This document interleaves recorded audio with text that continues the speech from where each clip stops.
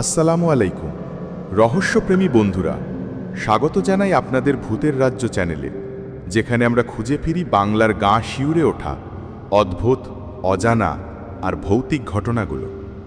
আজ আপনাদের জন্য নিয়ে এসেছি একটি বাস্তব ঘটনার উপর ভিত্তি করে তৈরি একটি ভয়াবহ কাহিনী, বগুড়ার সেই রহস্যময় ভূতের ট্রেনের গল্প। সময়টা ১৯৮০-র দশক, বগুড়া জেলার এক নির্জন স্থান, Natore road rail crossing. Rail লাইনটি এখনও রয়েছে, তবে আজও জায়গাটিকে ঘিরে রয়েছে অজস্র গল্প, আতঙ্ক আর ধোঁয়াশা। এক রাতের কথা, সময় আনুমানিক রাত ২টো। রেল লাইন ধরে হেঁটে যাচ্ছিলেন রেলওয়ের এক কর্মচারী। চারপাশে নিস্তব্ধতা, শুধু মাঝে মাঝে ঝিঝি পোকার ডাক। হঠাৎ করেই তিনি অনুভব করলেন মাটি কাঁপছে। দূর থেকে ভেসে এলো পুরনো স্টিম ইঞ্জিনের হুইসেলের ভয়ানক শব্দ। কিন্তু অবাক করার মতো বিষয় হলো, সেই রাতে কোনো ট্রেনের সময়সূচি ছিল না। কর্মচারীটি থমকে দাঁড়ালেন। রেল লাইন কাঁপছে, বাতাসে ধোঁয়ার গন্ধ। তিনি অনুভব করলেন যেন একটা ট্রেন চোখের সামনে দিয়ে ছুটে যাচ্ছে, অথচ কিছুই দেখা যাচ্ছে না। আরও ভয়ঙ্কর ব্যাপার হলো, তিনি দেখতে পান এক ছায়া মূর্তি, যিনি রেলগার্ডের পোশাক পরে দাঁড়িয়ে আছেন রেল লাইনের পাশে। চোখ নেই, মুখ অদৃশ্য, শুধু ঠাই তাকিয়ে আছে তার দিকে।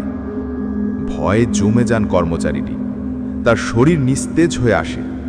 তিনি জ্ঞান হারিয়ে ফেলেন।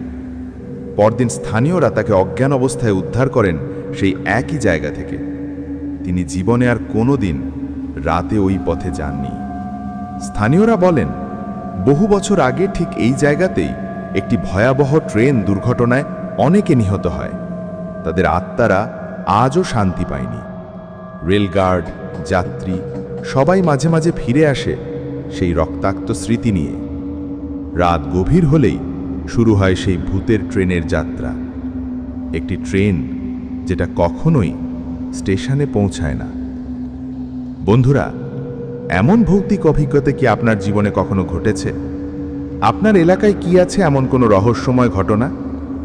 কমেন্টে জানাতে ভুলবেন না। আর যদি এমন আরও ভয়ানক গল্প শুনতে চান, তাহলে চ্যানেলটি সাবস্ক্রাইব করুন, ভিডিওটি লাইক দিন আর বেল আইকনে ক্লিক করে রাখুন, কারণ ভূতের রাজ্য আপনাকে নিয়ে যাবে বাংলার হারিয়ে যাওয়া ভয়ের ভেতর। আল্লাহ হাফেজ।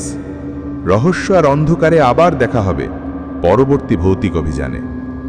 এই ছিল আজকের ভয়াল কাহিনী, শুধুমাত্র ভূতের রাজ্যে।